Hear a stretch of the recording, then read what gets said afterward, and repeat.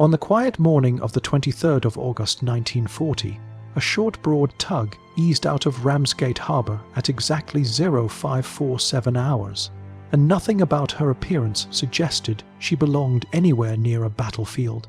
She carried the name HMS Foremost 87, though anyone watching her from the harbour wall would have said she looked like any other tug used for guiding barges and shifting cargo. She displaced 127 tons and could barely push herself to 10.5 knots on a good day.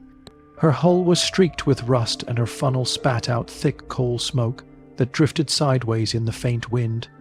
Her square cabin and stubby shape made her look completely harmless. Her crew of 12 wore Royal Navy uniforms, but even that could not erase the impression that they were simple dock workers heading out for routine labor along the coast. German aircraft flew overhead 3 times that morning taking photographs for intelligence reports, and none of the observers marked the tug as a threat. She was labeled as a harmless harbor worker and dismissed. What those pilots never saw was the hidden Lewis gun behind false steel plates on the foredeck, or the depth charge rails secured under canvas at her stern, or the 2 former trawler men on board who had spent a month studying the shapes of U-boat periscopes until they could identify one at 200 yards without hesitation. The Germans saw an idle workboat. In reality, she was a watchful patrol vessel waiting for trouble. By 1943 hours that same day, Foremost 87 would help repel an U-boat attack on a coastal convoy. Her Lewis gun crew would fire 17 rounds directly into the engine section of S-102, at such a close distance that the gun barrels were warm from the spray. All the while her silo, wet still, resembled nothing more than a tug that had drifted into the wrong lane of the sea. This was not improvisation forced by desperation. This was a carefully built doctrine shaped by the Royal Navy to turn plain harbour tugs into tools of deception.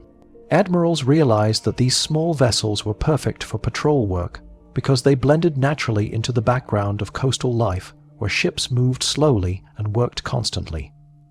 A military craft with sleek angles and modern engines would be spotted instantly by German reconnaissance.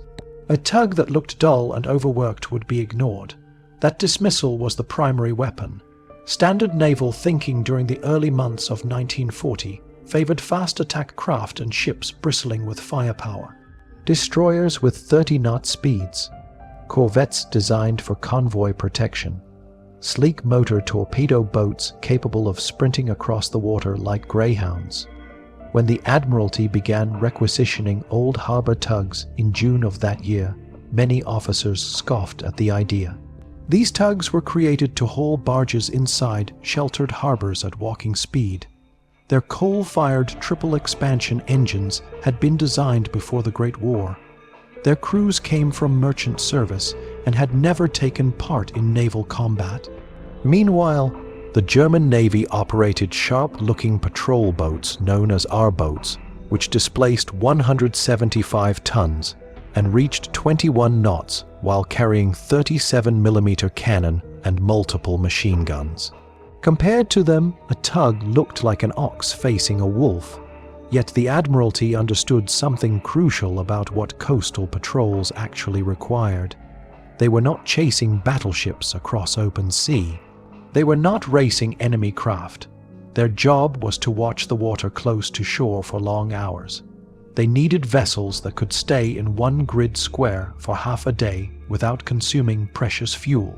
They needed crews able to identify threats at close range.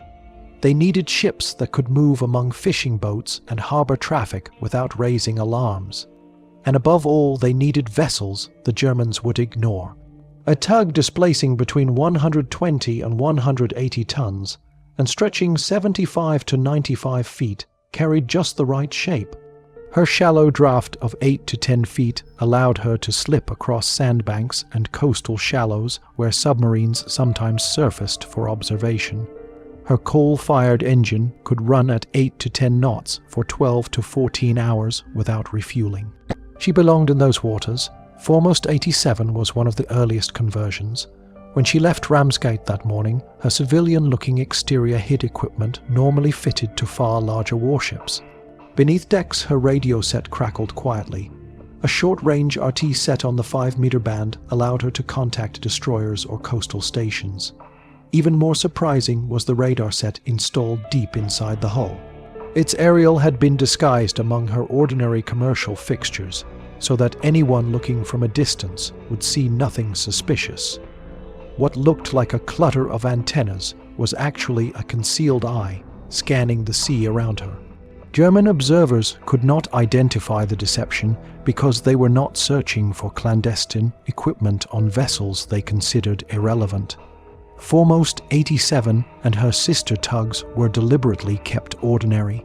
The Admiralty ensured that every conversion remained as minimal as possible, so the silhouette stayed unchanged. The armament added barely altered the outline. The canvas hiding the depth charge rails blended with the deck. The plates covering the Lewis gun were painted the same shade as the hull. Nothing about her profile warned an enemy that she could strike back. To the Germans, she was one more dot in the constant drift of harbor traffic. But to the convoys moving through danger, she was a small shield disguised as a harmless laborer. This odd marriage of old civilian machinery and quiet wartime purpose marked the beginning of a strategy that would continue for years. The Royal Navy was not being reckless. They were turning the enemy's confidence into a liability. By believing they could recognize every threat by shape and speed, the Germans left themselves blind to the most ordinary-looking vessels. Foremost 87 steamed out of Ramsgate that August morning, not as a relic of peacetime, but as the embodiment of a plan that would soon prove astonishingly effective. Most people looking at the slow, squat harbor tugs of the Royal Navy believed they had no place on a battlefield because they compared them to sleek destroyers or blisteringly fast motor torpedo boats that could reach 39 knots across open water.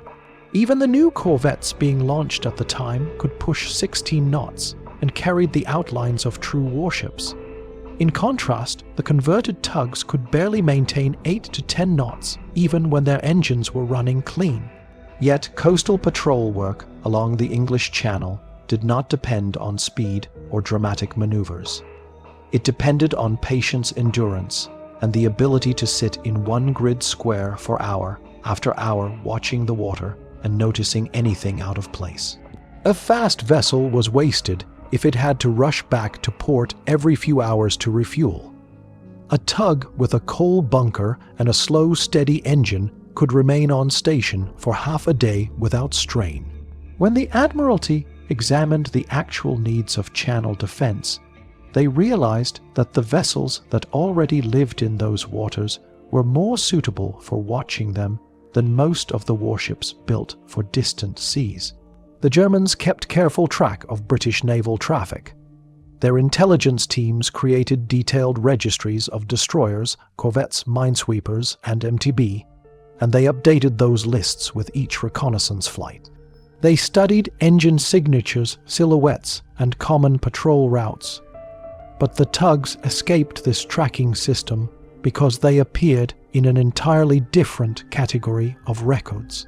They lived in commercial logs in harbor schedules and tugboat registries that the German intelligence service did not study with the same intensity as military listings.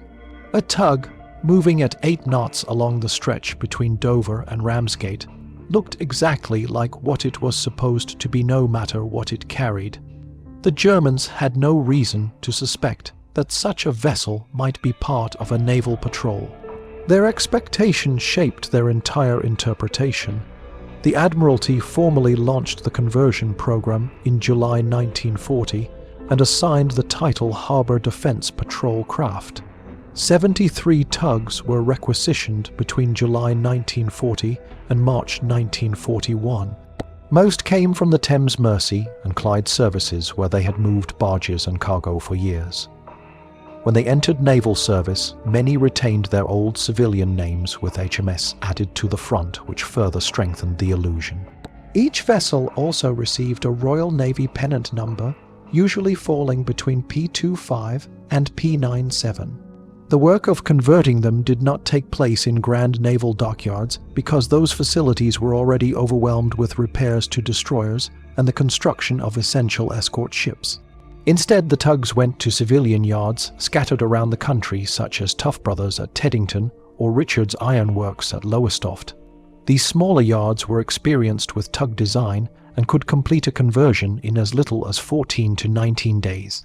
The cost of each conversion was only about £2,400, a tiny sum compared to the £90,000 required to build a Flower-class corvette, which also needed 18 months of construction. The speed of the tug conversions helped the Navy fill immediate defensive gaps. The modifications themselves were limited for strategic reasons. The Admiralty wanted the tugs to remain visually unchanged.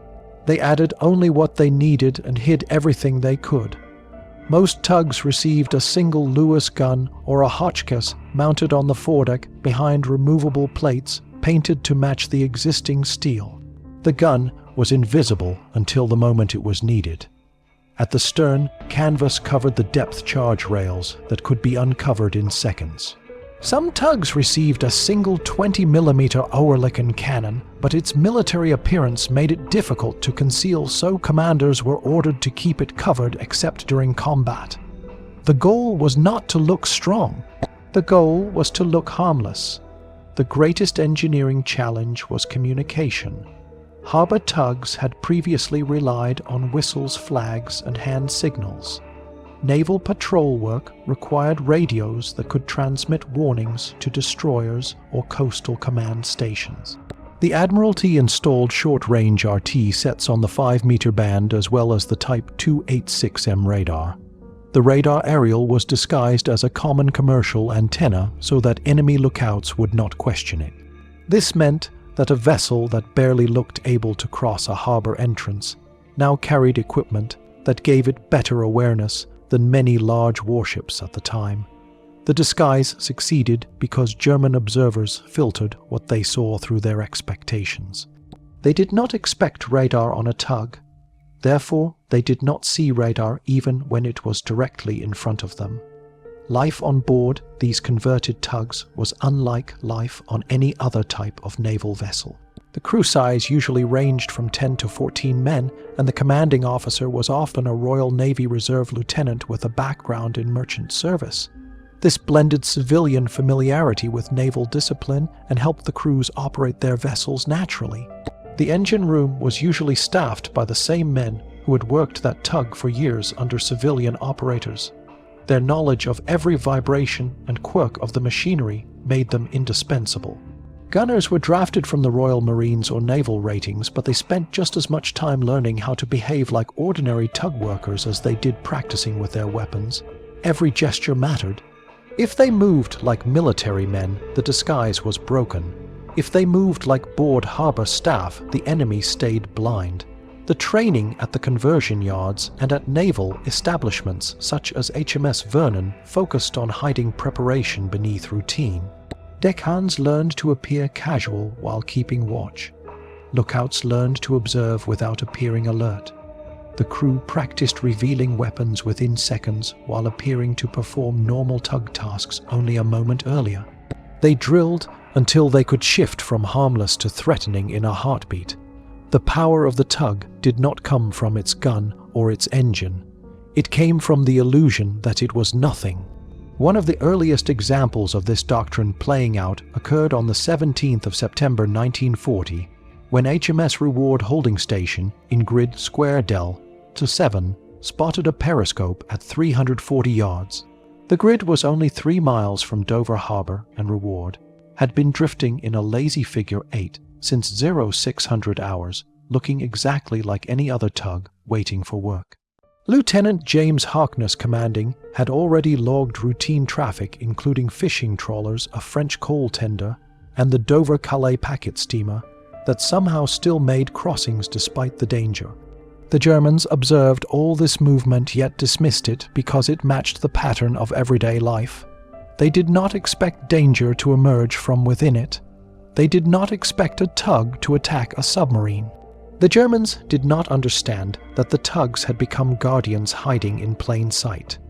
The converted harbor tugs carried small crews, but every man aboard had to master roles far beyond ordinary duty because these vessels lived in the narrow space between civilian routine and sudden combat. A typical complement ranged from 10 to 14 men, led by a Royal Navy Reserve lieutenant, who usually had years of merchant service behind him. This blend of naval discipline and civilian experience mattered because the tug did not behave like a destroyer or a corvette. She behaved like the working vessel she had always been, and the men on board had to understand her mood and motion. The engineers were often the same men who had served on her in peacetime, and their knowledge of every groan and whistle of the triple expansion engine could not be taught quickly to anyone else. They knew how she sounded under strain, how she vibrated at different speeds, how she reacted to heavy seas, and how to coax her aging machinery into steady rhythm during long patrol hours. These men became the quiet heartbeat of the vessel. The gunners, on the other hand, usually came from the Royal Marines or naval ratings with weapons training. Yet much of their instruction did not involve firing at all. It involved learning how to be invisible. A tug that looked alert could betray itself. A crew that moved like soldiers could be noticed by a German observer who expected a tug crew to move with relaxed indifference. The men spent hours practicing how to look uninterested even while tracking a threat. They learned to lean on rails, appear to adjust ropes, or pretend to inspect fenders, while secretly watching the horizon or waiting beside hidden weapons. The Lewis gun crews drilled lying flat behind the false steel plates for long periods, so that nothing about their presence suggested a fighting stance.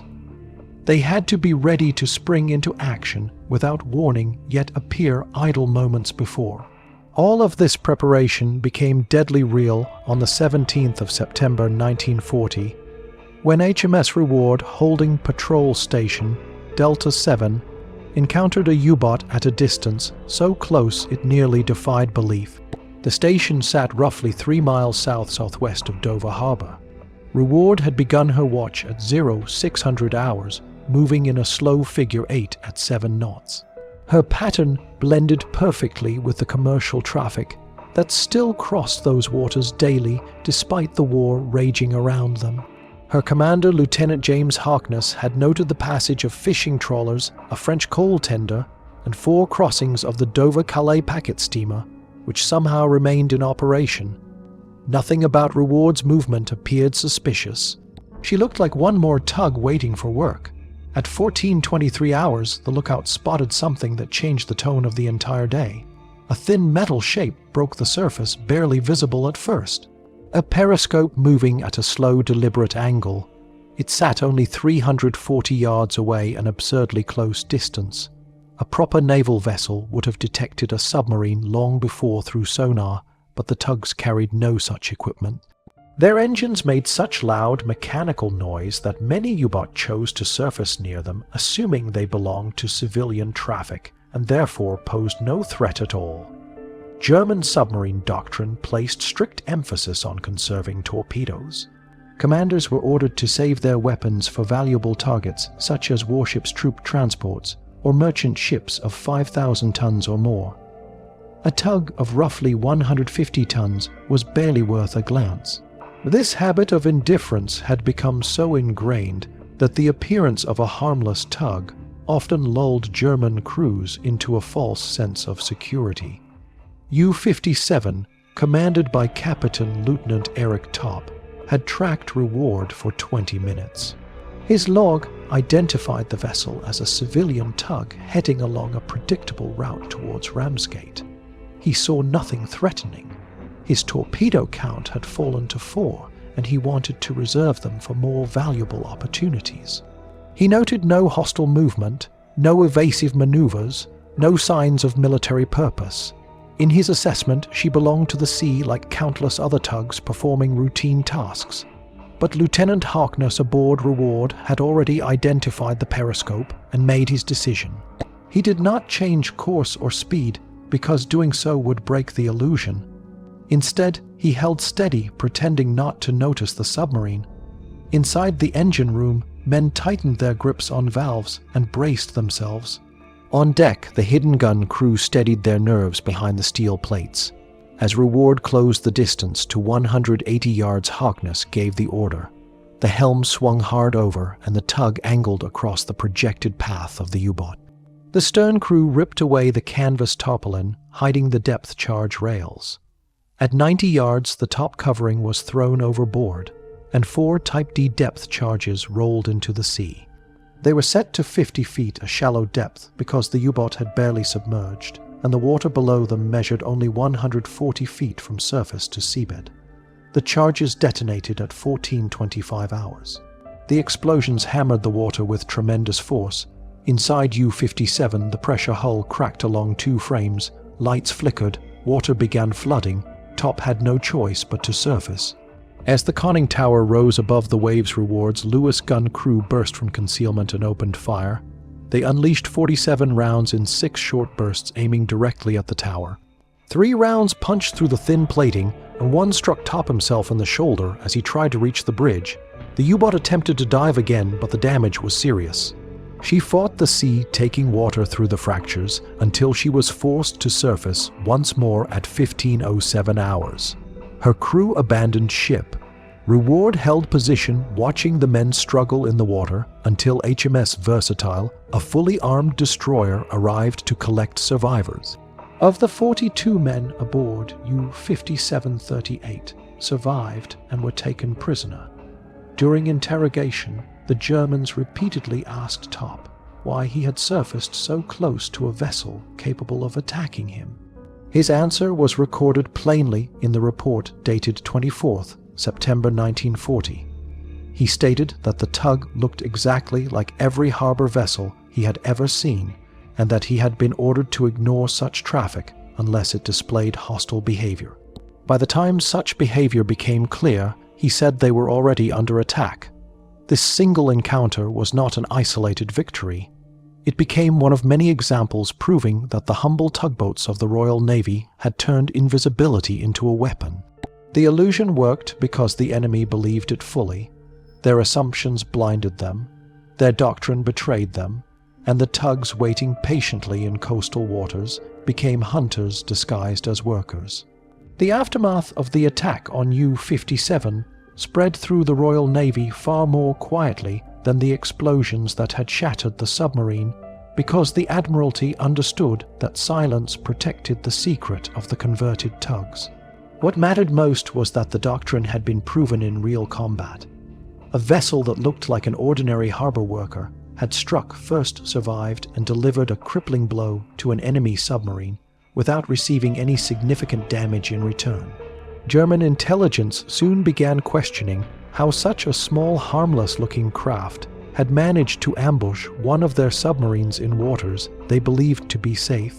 Yet even after hearing prisoner statements and reading interrogation reports, the German assessment of the tugs remained clouded by disbelief. They could not reconcile the idea that a vessel so slow, so plain, and so utterly mundane could present a threat. Their doctrine insisted that threats carried a certain appearance, speed, and profile. Anything less did not merit caution. This rigid thinking left them vulnerable over and over again. The events that followed the attack on U-57 revealed how deeply the Germans misunderstood the tugs.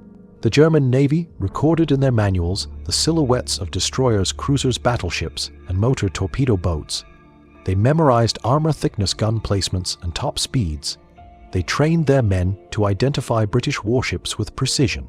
Yet their recognition books, printed in 1940, contained no pages on converted harbor tugs because, from their perspective, no such vessels existed.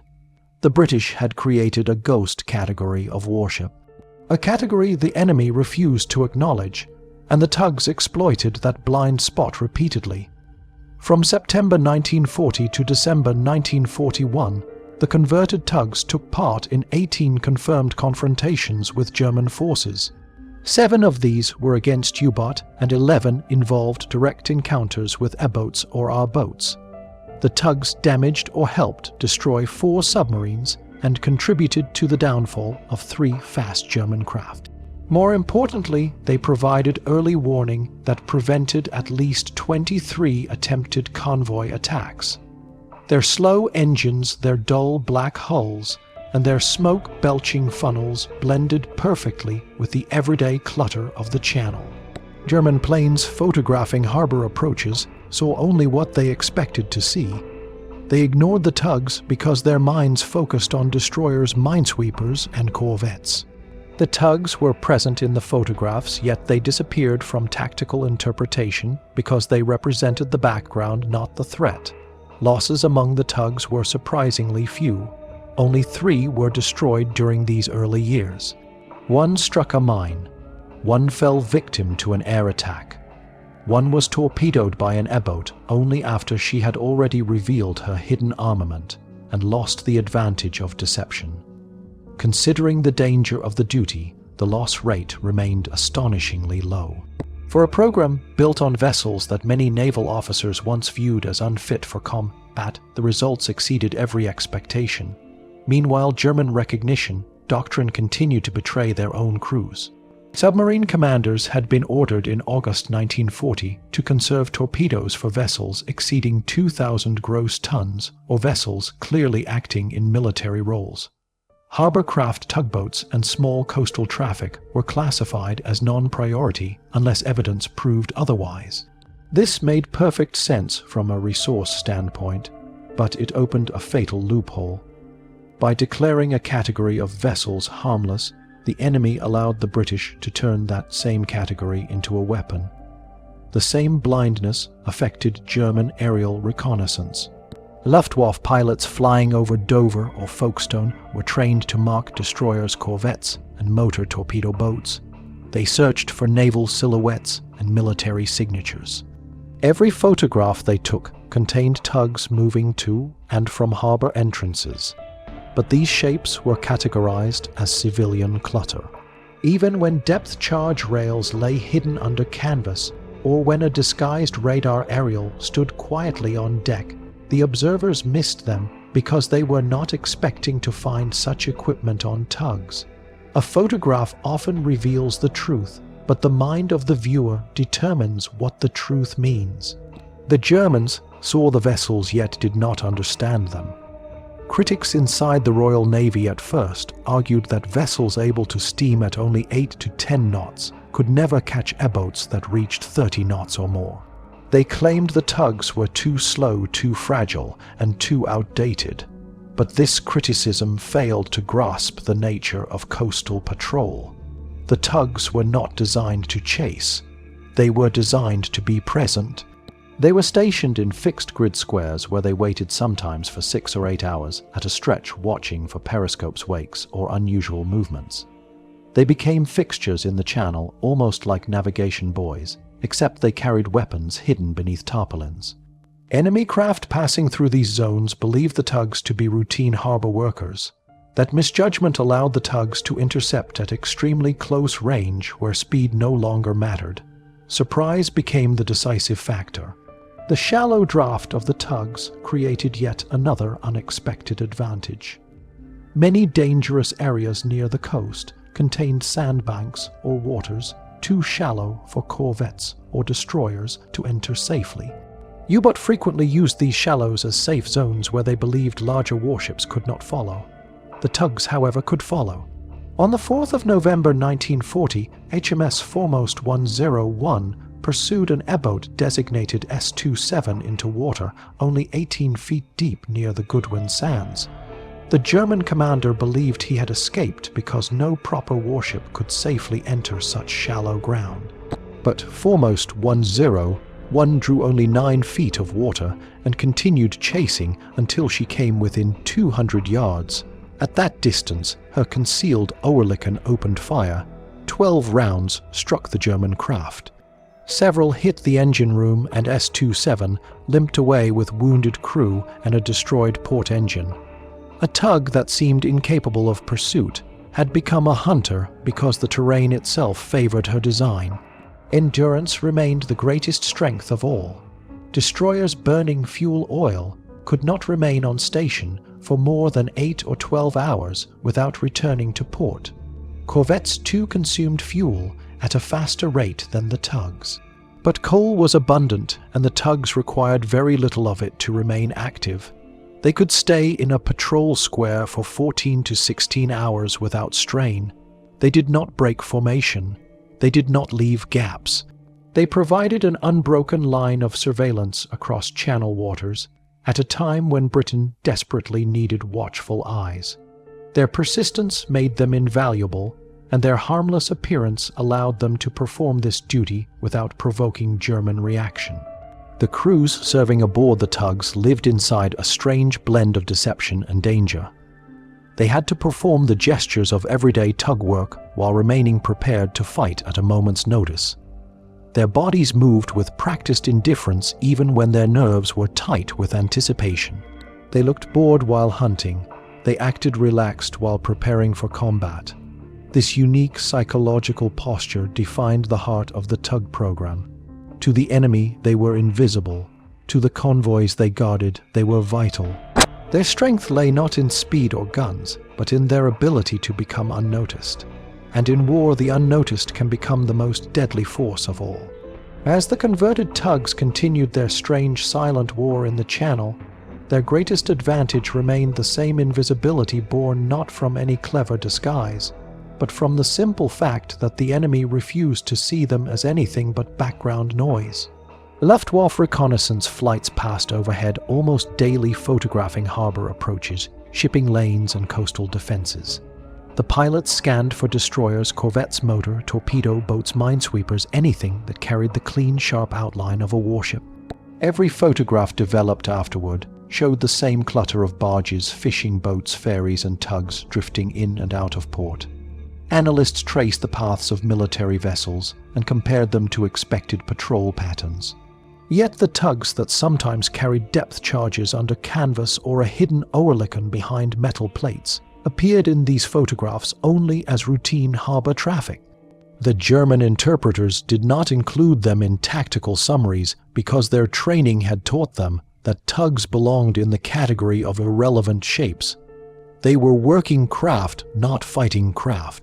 Their existence was acknowledged, but their purpose was dismissed.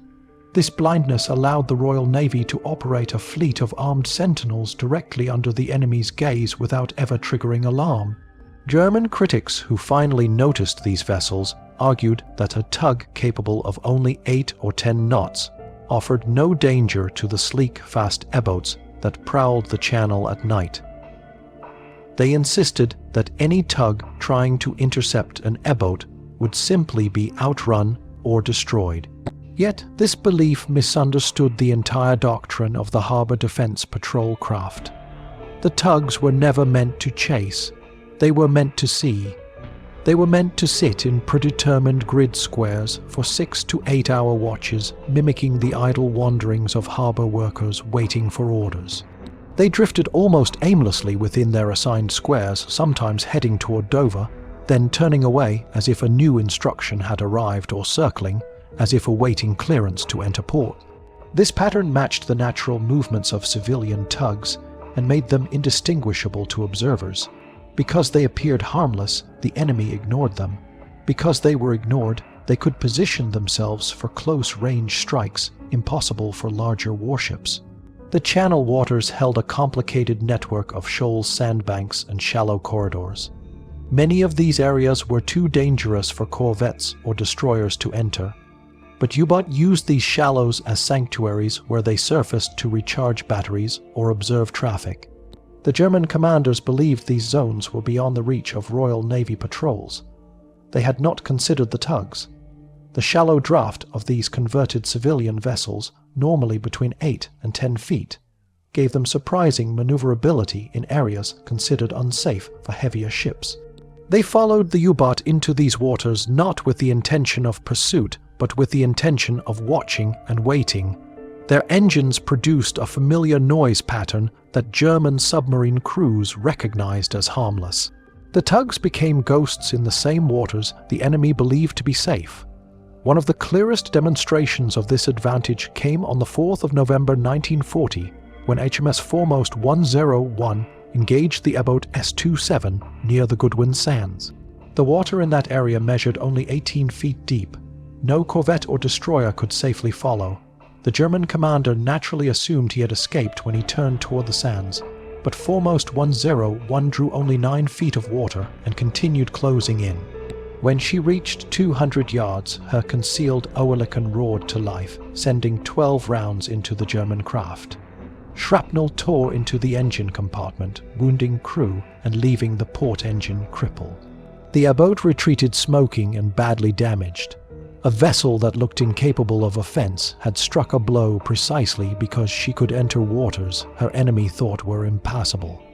Endurance formed another pillar of the tug program. Coal-powered engines consumed fuel steadily but slowly. Destroyers and corvettes using oil burned through it at alarming rates during patrol.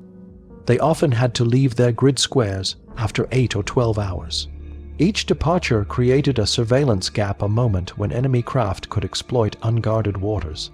The tugs, however, could remain on station for 14 or even 16 hours before returning to refuel. Their persistence created an almost unbroken line of observation points across Channel waters during the critical years, when Britain struggled to defend its coasts from constant harassment by boats and U-boat.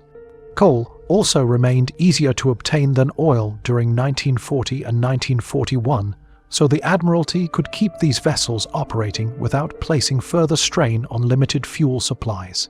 The combination of endurance and harmless appearance made the tugs irreplaceable in the early defensive network. The crews who served on these converted vessels faced a peculiar psychological challenge. They were not allowed to behave like naval combatants, even though their duty put them in direct danger. They had to move like bored tug workers, leaning against rails, adjusting ropes, or cleaning fittings, while secretly watching the sea for the slightest sign of danger. Their nerves remained taut, yet their outward posture had to remain calm and routine. They trained to blend action with stillness. They learned to stand near hidden weapons under the guise of performing trivial maintenance. They practiced opening fire in a single swift movement while appearing idle only seconds earlier. This performance became second nature to them, a strange blend of acting and warfare. Their camouflage was not paint but behavior.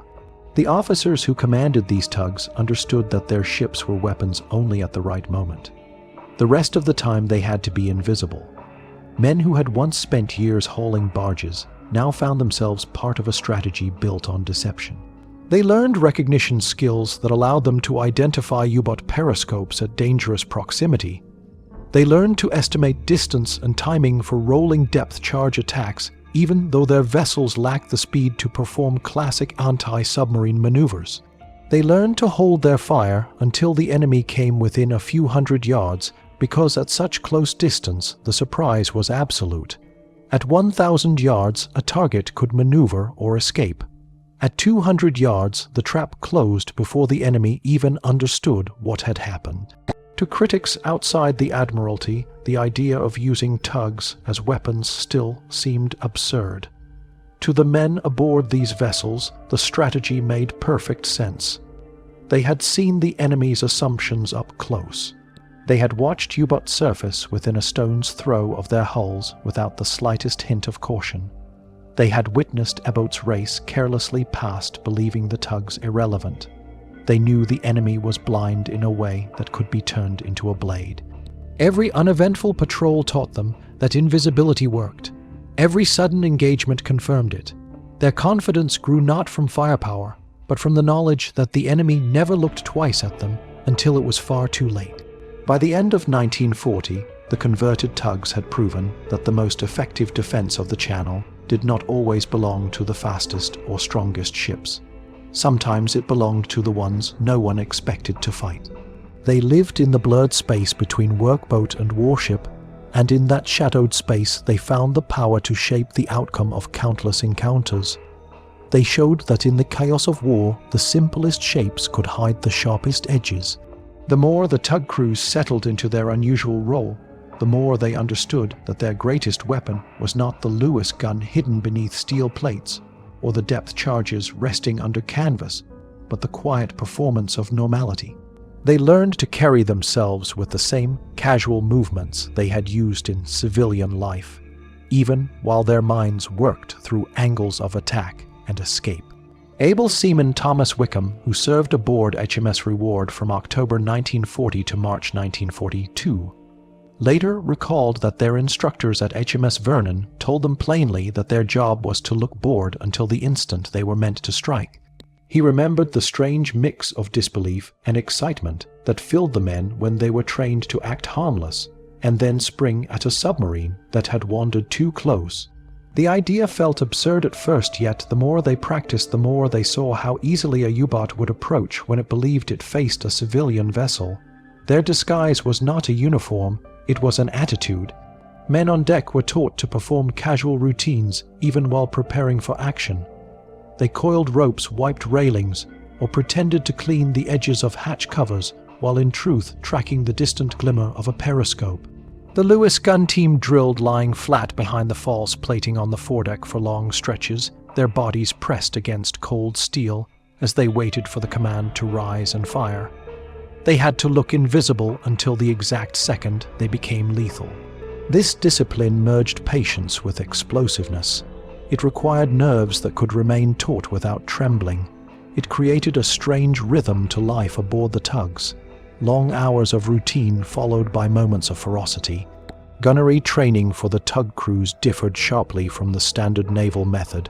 A normal warship taught its gunners to fire at maximum effective distance. A Lewis gun, for example, could reach targets at around 1,000 yards. A light cannon could stretch to 2,000, but these distances offered the enemy time to react, and the tugs could not allow that. Their only chance of success was the shock of proximity. They were trained to hold fire until 200 yards or even less. At such a distance, a full magazine from a Lewis gun could strike before the enemy understood what was happening. At such a distance, the Oerlikon could tear through engine housings with devastating precision. Range became the tug's eye not through reach but through closeness. Depth charge deployment required an entirely different skill. Standard anti-submarine tactics involved racing ahead of a submerged target, creating a pattern of explosions along its projected path.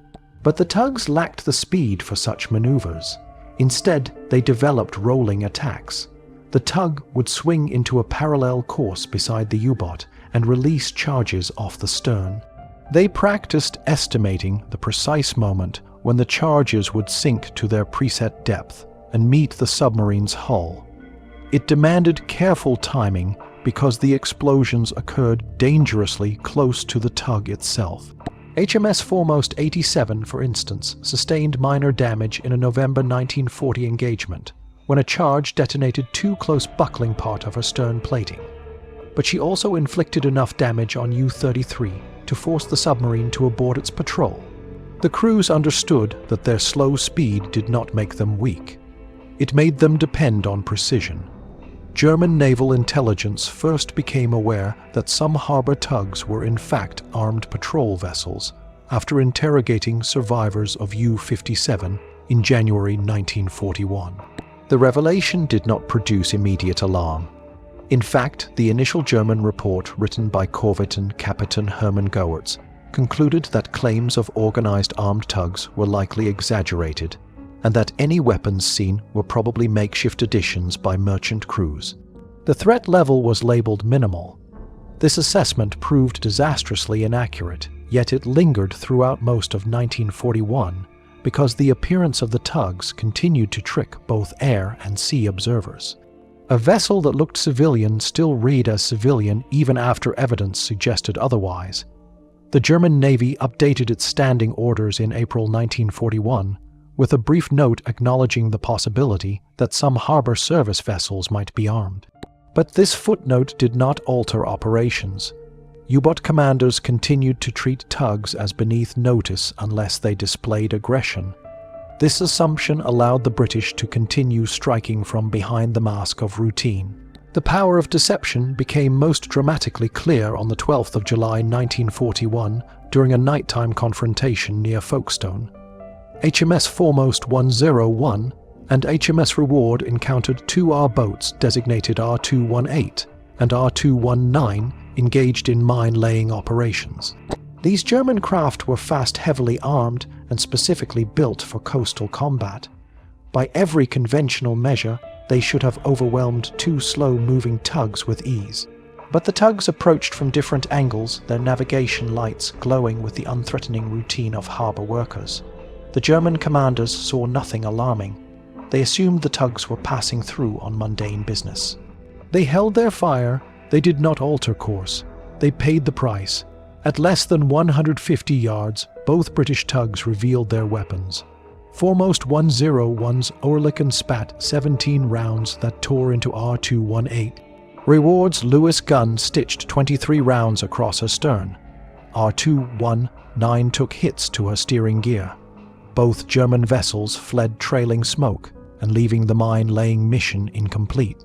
In the after-action report, Lieutenant Sir Klaus Hermann of R218 wrote that he had not considered the tugs a threat because they behaved exactly like civilian craft. His recommendation urged that all harbor tugs in Channel waters be treated as potentially hostile.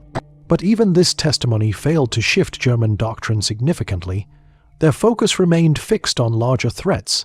They continued to believe that a tug lacked the speed, the firepower, and the strategic value to warrant serious attention. The Admiralty understood that this misjudgment would not last forever, but they also knew they did not need forever. They needed enough time for the tugs to do their work during the crucial early years of the war when Britain stood vulnerable along its coastlines. The converted tugs delivered exactly what was needed. They inflicted damage on enemy submarines and airboats. They disrupted mine-laying operations. They provided early warnings that saved convoys. And they did all of this while consuming almost no resources. They used small civilian shipyards for repairs. They burned coal instead of precious oil. Their crews came from merchant service supplemented by small naval detachments.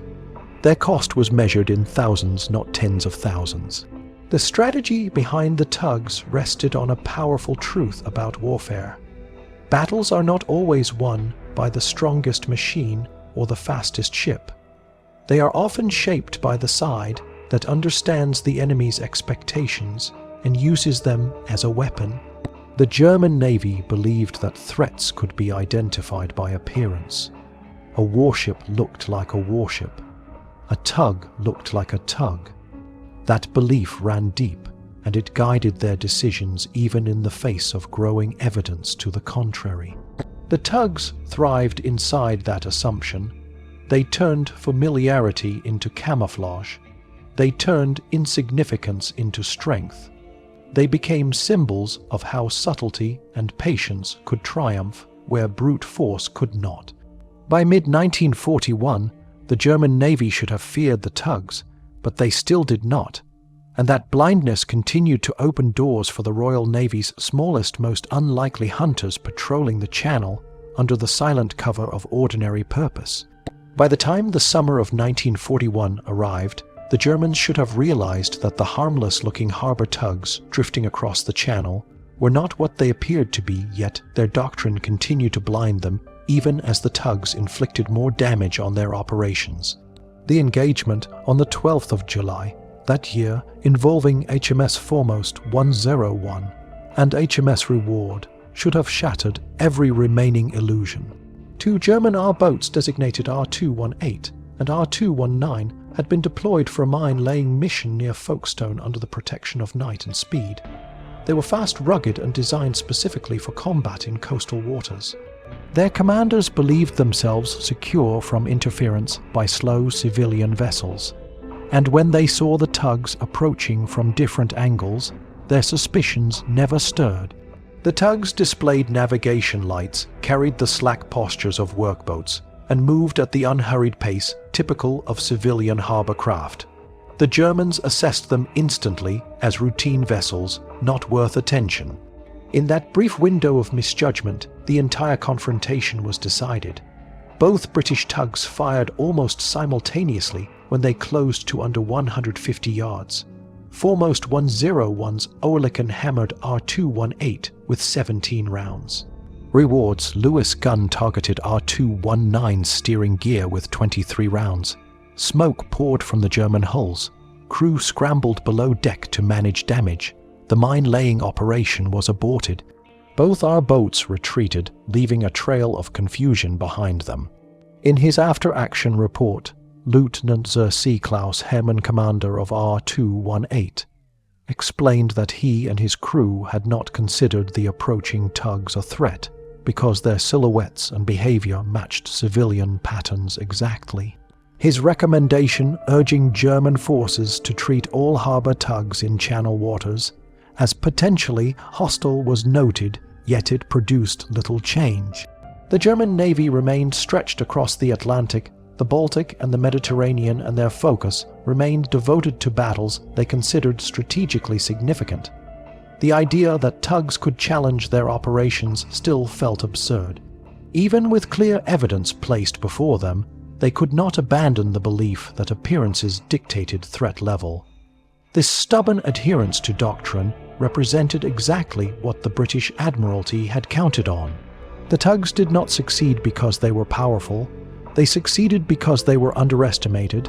They represented what might be called the weaponization of insignificance. No single element of their design created this advantage. It was a fusion of many small factors: the civilian silhouette, the slow speed, the routine movement patterns, the lack of obvious weaponry, the casual demeanor of the crew. Each element on its own might have seemed trivial, but together they formed an almost perfect cloak. The Germans looked directly at these vessels day after day, and failed to register danger because nothing about them triggered the recognition patterns used in wartime analysis. In an era when speed, silhouette, and firepower shaped naval thinking, these old coal-fired tugs slipped through the cracks of perception. The Admiralty understood the value of this oversight and invested in it carefully. The program of converting harbor tugs into patrol vessels cost only around £175,000 in total over several years, including conversion, maintenance, and operations. The 73 tugs involved between July 1940 and December 1943 did not strain Britain's wartime shipbuilding resources. They were converted quickly in civilian yards, leaving major dockyards free to focus on destroyers, escort ships, and other essential wartime construction. Their crews were largely drawn from merchant service reservists and Marines, enabling the Navy to keep more experienced sailors available for larger vessels. Every aspect of the tug program operated on the principle of minimal cost, maximum effect. The effect itself was remarkable. The 73 converted tugs collectively contributed to the sinking or severe damaging of 4 U-boat and 8 E-boats and R-boats. They provided early warning or direct defense for coastal convoys on 247 documented occasions during the years when channel waters were contested daily. Their presence in shallow draft zones denied the enemy safe spaces they had once relied upon. Their ability to blend into civilian traffic made them difficult to track. Their endurance allowed them to maintain long watch hours when other ships would have had to return to port. They created a constant pressure on enemy movement, a quiet, watchful grid of deceptively ordinary vessels. One of the most striking qualities of this program lay in how effortlessly the tugs occupied 2 realities at once. To the enemy, they were nothing. To the Royal Navy, they were essential. The enemy dismissed them as background noise. The Admiralty saw them as tactical tools. The truth lived between these perceptions, a space where their insignificance became their camouflage, and their camouflage became their strength. The crews serving aboard these vessels understood this duality intimately. They lived each patrol inside a performance crafted to deceive. They moved through the motions of casual labor. They leaned against rails with relaxed posture, even as their eyes scanned for danger. They carried out maintenance openly, while concealing far more dangerous intentions beneath their routines. They were sailors and actors, warriors and workers visible yet unseen.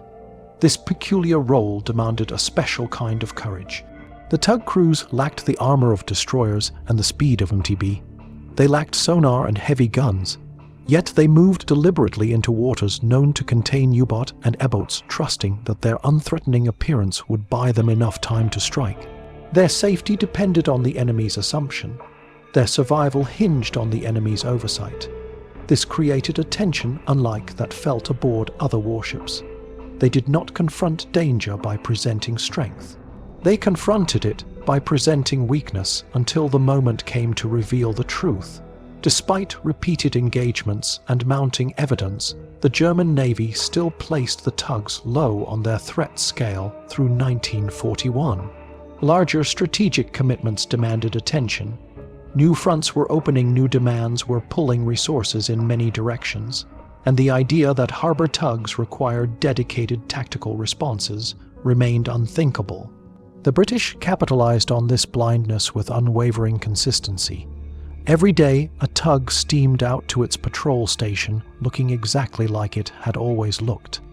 Every day, German observers saw nothing but routine worker traffic. Every day, that misperception persisted, the tugs strengthened Britain's coastal defenses. By the end of 1941, the tug program had proven that the boundaries between civilian and military vessels could be blurred to powerful effect. It demonstrated that warfare was not always defined by sheer force. Sometimes it was defined by the clever use of expectation, by the turning of ordinary shapes into deceptive instruments of war. And in this arena, the tugs reigned not through intimidation, but through invisibility. They taught the Admiralty a lesson that echoed far beyond their small hulls. Victory did not always belong to the ship with the biggest guns. Sometimes it belonged to the vessel no one noticed at all. By the time 1943 began, the converted harbor tugs had already proven themselves across hundreds of patrols and dozens of engagements. Yet their greatest success was not measured in enemy vessels sunk or missions disrupted, but in the way they reshaped the very idea of what could be considered a weapon. They were plain, slow, underpowered, and built for the simple labor of pushing barges, yet they had become instruments of deception that exploited every flaw in German naval doctrine. Their strength lay not in brute force, but in the subtle manipulation of enemy expectations. A corvette cost £90,000 and required 18 months in a major shipyard. A motor torpedo boat cost £45,000 and needed specialized construction facilities. But a tug conversion cost only £2,400 and could be completed in 3 weeks in a small civilian yard that could not have built a warship even if it tried. It was a strategy built on efficiency, patience, and psychological insight. The tugs offered exactly what was required during Britain's most vulnerable years: a cheap, persistent, and invisible coastal defense. The Admiralty understood that battlefields are not laboratories where performance is measured solely through specifications. War is shaped by environment, circumstance, perception, and doctrine.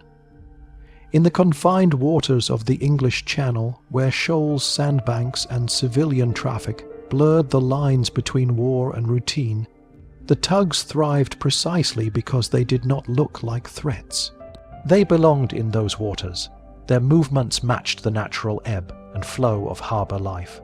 They blended into the rhythm of ferries, cargo boats, and fishing vessels. German reconnaissance crews did not fear them, German submarine commanders did not avoid them, and German R-boat crews ignored them even when these same vessels were quietly positioning themselves for close-range ambush. The tugs succeeded not because they overpowered the enemy, but because they surprised him. HMS Foremost 87 became one of the symbols of this strange success. She had entered service as a plain coal-fired tug, displacing 127 tons and reaching 10.5 knots at best yet during her years under the Royal Navy. She participated in 11 engagements and contributed to the destruction of 2 U-boat and 1 E-boat. She provided early warning that prevented 6 convoy attacks, and she managed to survive every encounter without suffering catastrophic damage. When she was finally decommissioned in September 1944, she returned to her civilian life almost unchanged except for the memories etched into the steel and the quiet pride carried by the men who had served on her. Her endurance and her record stood as proof of what the tug program represented: an unexpected triumph built through deception, patience, and grit. By late 1943, the tactical situation in the Channel had begun to change. German U-boat activity near British shores decreased as improved radar aircraft patrols and escort groups pushed the submarine threat farther into the Atlantic. The Royal Navy now had more purpose-built vessels available for coastal defense, and larger strategic preparations were underway for the massive operations leading toward the Normandy landings. The needs of the Channel shifted. The tugs that had once been essential began to take on secondary roles. The Admiralty gradually wound down the conversion program and returned many vessels to their former owners. But the legacy of the tugs did not fade with their retirement. Their years of service had demonstrated a deeper truth about warfare that echoed beyond their small hulls. They had shown that the enemy's assumptions can be as valuable a tool as any weapon. German doctrine insisted that threats must appear threatening. A warship must have the silhouette of a warship. A tug must be harmless. This belief ran so deep that even after the Germans received reports of armed tugs, they continued to see only workers because their training had conditioned them to ignore such shapes. The British exploited this with masterful precision. The tugs maintained civilian speeds, followed civilian routes, and behaved like civilian craft. They did not provoke alarm. They did not trigger defensive maneuvers. They could slip so close to enemy vessels that the range of engagement shrank from theoretical to immediate. At 200 yards, a Lewis gun could inflict catastrophic damage before the target even understood what was happening. At 20 yards, a depth charge released at the right moment could cripple a submarine. The tugs turned this closeness into their battlefield. The true genius of the program lay in using what already existed. The tugs required no new designs, no vast shipyards, and no specialized engines. They were built decades earlier for the unglamorous work of harbor labor. Their crews came from merchant service men familiar with the quirks of their engines and the tides of their home waters. The conversions did not burden wartime industry and did not divert resources from urgent naval construction. Yet the results rivaled the effectiveness of far more expensive vessels. 4 U-boat crippled or sunk, 8 U-boats damaged or destroyed, 247 convoy protections achieved through early warning or engagement, all accomplished by vessels the enemy believed irrelevant. This was not a triumph of firepower. It was a triumph of strategy. It was proof that sometimes the best weapon is the one your enemy refuses to recognize. In the narrow waters of the Channel, where every silhouette mattered, the tugs slipped through the gaps of perception like quiet shadows. They represented a rare blend of humility and strength. They had no grand stature, no shining steel, no roar of engines to announce their presence. They moved with the unremarkable patience of laborers, yet carried within them a quiet ferocity ready to erupt when the enemy drifted too close. They became guardians disguised as workers, hunters disguised as drifters. As the war progressed and new technologies emerged, radar improved, aircraft patrols expanded, and the pressure on U-boat grew heavier, the tugs quietly returned to their harbors. Some resumed towing barges, some assisted in construction work, and some continued service in peacetime industries without anyone suspecting that they had once stalked submarines and exchanged fire with U-boats. Their stories became threads woven into the broader history of the war, often overlooked just as they had been overlooked during their service. Yet those who understood their contribution knew that their ordinary appearance had concealed extraordinary value. The harbor tugs did not win the war on their own. They did not sink battleships or fight in grand naval clashes. But in their specific role, coastal patrol surveillance and close-range interdiction, they succeeded brilliantly. They proved that war is not fought only with the most advanced or most powerful machines. It is also fought with ingenuity, with adaptation, and with the ability to turn the enemy's expectations into a weakness. The Germans expected the tugs to be harmless mere specks in the busy waters of the Channel. The British turned that expectation into a blade. The tugs became symbols of a deeper principle, that the overlooked can become the decisive and the ordinary can become the unexpected edge that shapes the outcome. In the end, their legacy did not lie in the number of ships they sank or the tonnage they displaced, but in the idea they represented. They showed that the simplest vessel in the right hands under the right doctrine can wield astonishing influence. They showed that the battlefield is shaped as much by perception as by strength. And they showed that sometimes the most effective weapon is the one your enemy has already decided is not a weapon at all. If you want more forgotten war stories told with truth, grit, and no filters, subscribe now. Your support keeps these missions alive.